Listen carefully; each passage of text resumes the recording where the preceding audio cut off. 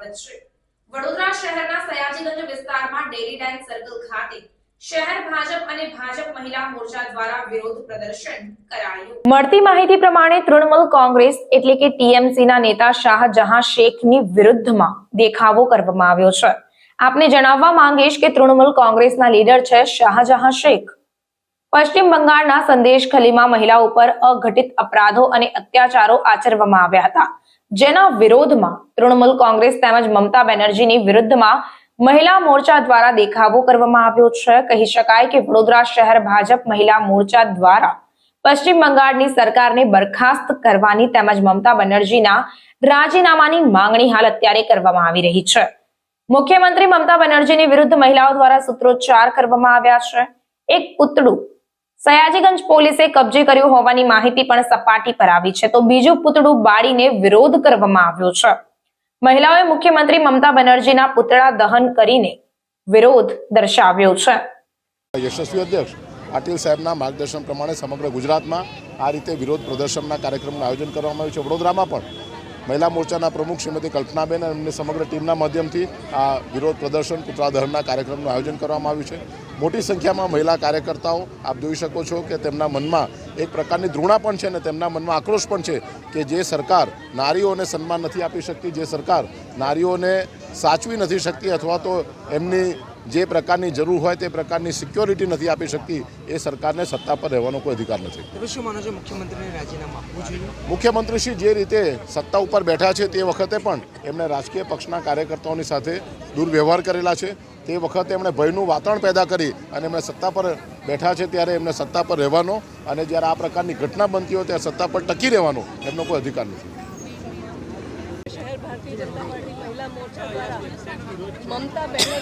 પશ્ચિમ બંગાળમાં જે બહેનો ઉપર અત્યાચાર થયું અને માનનીય વડાપ્રધાન નરેન્દ્રભાઈ મોદીજી પણ પશ્ચિમ બંગાળમાં રેલી એડ્રેસ કરવા જઈ રહ્યા છે। બહેનોનો પણ એમના માટે માનનીય વડાપ્રધાન જ્યારે શક્તિવંદનના કાર્યક્રમ લઈને બહેનોનો સત્કાર માન સન્માન આપવું જોઈએ, જ્યારે એવી વાત કરતા હોય તો પશ્ચિમ બંગાળના મુખ્યમંત્રી મહિલા હોવા થી પણ મમતા બેનર્જી એ બહેનો ઉપર જ્યારે અત્યાચાર થતો હોય તો એના ઉપર કઈ અવાજ ઉપાડતા નથી અને એમના નીચે જે ટીએમસીના જેટલા પણ નેતાઓ છે એ બહેનો ઉપર અત્યાચાર કરતા હોય એનો એમ જરા પણ અવાજ કર્યા વગર એમની સાઈડ લેતા નથી, એ મોટી ખરાબીની વાત છે। અને ખાસ કરીને જે મહિલાઓની પીડા સમજ ન પાતી હોય આવી મુખ્યમંત્રી જો પશ્ચિમ બંગાળની હોય તો આપણે સેવાય નહીં। એટલે ઓલ ઓવર ઇન્ડિયામાં એનો વિરોધ કરવામાં આવ્યો છે, પણ 55 દિવસ પછી જ્યારે શાહબાજ ખાન એરેસ્ટ થતું હોય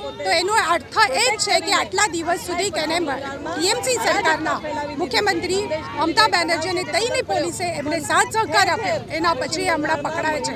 આંદોલનાત્મક વિષય લેવામાં આવ્યો મહિલા મોરચા તરફથી, મહિલાઓ તરફથી, ત્યારે આ વિષયને વાચા મળી અને હવે પકડાઈ ગયું છે। તો બધી બહેનો ઓલ ઓવર ઇન્ડિયામાં એનો વિરોધ કરી રહી છે અને અમારી ખાસ એવી ઈચ્છા છે કે સખ્ત સજા એમને આપવામાં આવે। આજે ભારતીય જનતા પાર્ટી મહિલા મોરચા આખા દેશની અંદર પશ્ચિમ બંગાળના મુખ્યમંત્રી અને શૂરપણખા જેવા વિચાર અને લોકોની ઉપર અત્યાચાર કરનારા એવા મુખ્યમંત્રી મહિલા તરીકે એમને અમે વખોડીએ છીએ અને એમનું રાજીનામું માંગીએ છીએ। અમે ઈચ્છીએ છીએ કે ત્યાં શહેજાદ જેવા લોકોને ફાંસી આપવી જોઈએ। એ પોતે શહેજાદ જ્યારે મહિલાઓને દુરાચાર કરે, અત્યાચાર કરે, મહિલાઓને રાત પડે પોતાના ઘરોમાંથી આઈડેન્ટિફાઈ કરીને લઈ જાય અને તે મમતા બેનર્જી જોઈ રહ્યા છે આજે, અને જોઈએ તો જોઈએ પણ એને પોતાના પાર્ટીના હોદ્દેદાર તરીકે એમણે પ્રોટેક્ટ કર્યો। આ અમે કદાપી નહીં ચલાવી લઈએ। મહિલાઓના સશક્તિકરણ માટે ભારતીય જનતા પાર્ટી કટિબદ્ધ છે।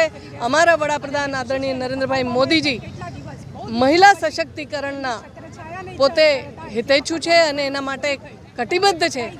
એમણે પોતે મહિલાઓને સુરક્ષિત રાખવા માટે પોસ્કોથી માંડીને વિવિધ કાયદાઓનું પાલન કરાવવામાં આવે છે અને દરેક જગ્યાએ મહિલા હેલ્પલાઇન કરવામાં આવી છે। ત્યારે પશ્ચિમ બંગાળના સંદેશ ખાલીમાં ફરિયાદ પણ ન લે 16-17 વર્ષની દીકરીને ગાયબ કરી દે શાહજહાં, એવા લોકોને તો તરત જ તત્કાલ ફાંસી આપી દેવી જોઈએ અને અમે બધી જ બહેનો એને વખોડીએ છીએ। મમતા બેનર્જીને રાજીનામું આપવા માટે અમે લોકો તત્કાલ જલદ કાર્યક્રમ કરવા માટે બધે જ એકત્ર થયા છે.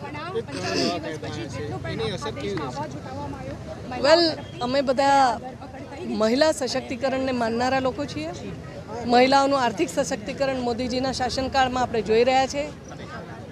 નારી વંદના અધિનિયમને પાર્લામેન્ટમાં પાસ કરીને મહિલાઓનું સશક્તિકરણ રાજકીય રીતે અને એને પોતાને એક ડિસાઇઝિવ પોઝિશન પર રાખવા માટે મોદીજી તત્પર છે, લગાતાર કામ કરી રહ્યા છે વર્ષોથી. ગુજરાતમાં 12-13 વર્ષ અને અત્યારે છેલ્લા 9-10 વર્ષથી કેન્દ્રમાં. તો મહિલાઓ સશક્ત થઈ છે અને હવે અમે અવાજ પાડીએ એવા છીએ. પરંતુ સંદેશ ખાલીની વાતને ત્યાં FIR સુધી ન લખે એવી આ પશ્ચિમ બંગાળની પોલીસ અને પશ્ચિમ બંગાળના મમતા બેનર્જી મહિલા હોવા છતાંય મહિલાઓને પોતે સાચવી શકતા નથી, સુરક્ષિત રાખી શકતા નથી. એવા મમતા બેનર્જીની પાસે અમે રાજીનામું માંગીએ છીએ, એમને વખોડીએ છીએ, એમના શાસનને વખોડીએ છીએ.